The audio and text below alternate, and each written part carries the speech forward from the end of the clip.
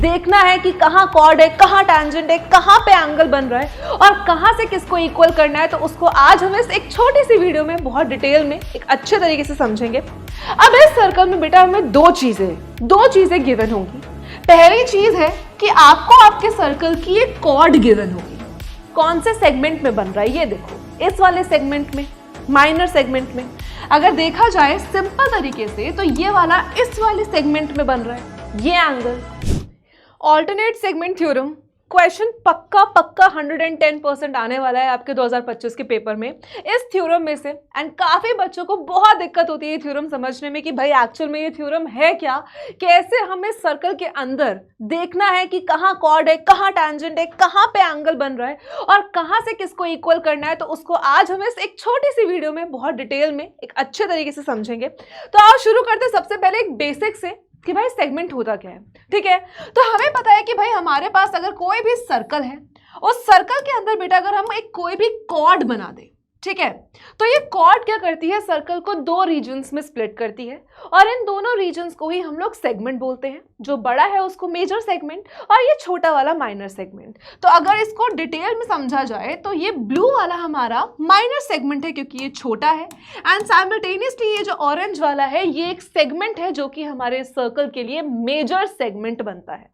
अब alternate segment theorem क्या होती है उसको समझते हैं।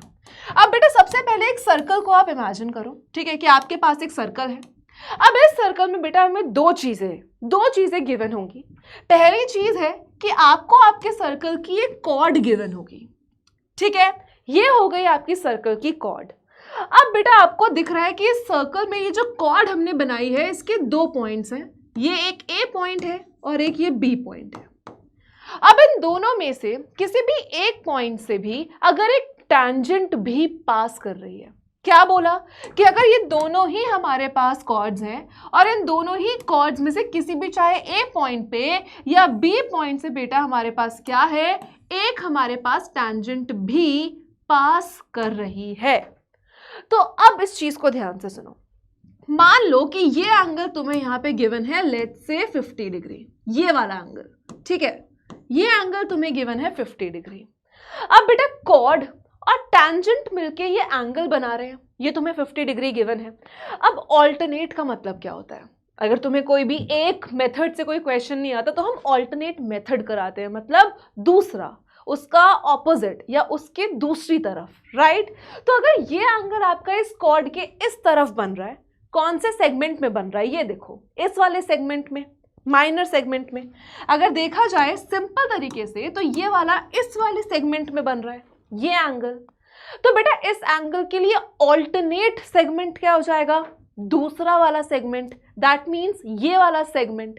तो इस सेगमेंट में जो भी एंगल्स बनेंगे, जो भी एंगल का मतलब है बेटा कोई भी, लेट्स से कि इस सेगमेंट में आपके कौन कौन से एंगल बन सकते हैं, आपका ये एंगल बन सकता है, ये एंगल बन सकता है, ये सारे एंगल आपके सेम सेगमेंट के एंगल्स हो जाते हैं, राइट।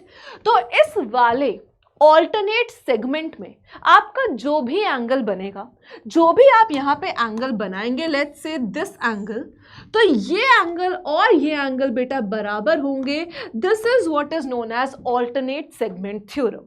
तो क्या होती है, अगर आपके पास एक कॉर्ड है, एक टैंजेंट है, वो दोनों मिलके एक एंगल बना रहे हैं, तो जिस भी सेगमेंट की साइड वो एंगल बन रहा है उसके ऑल्टरनेट सेगमेंट में जो भी आपके पास एंगल बनेंगे वो उसी ऑल्टरनेट वाले एंगल के बराबर होंगे।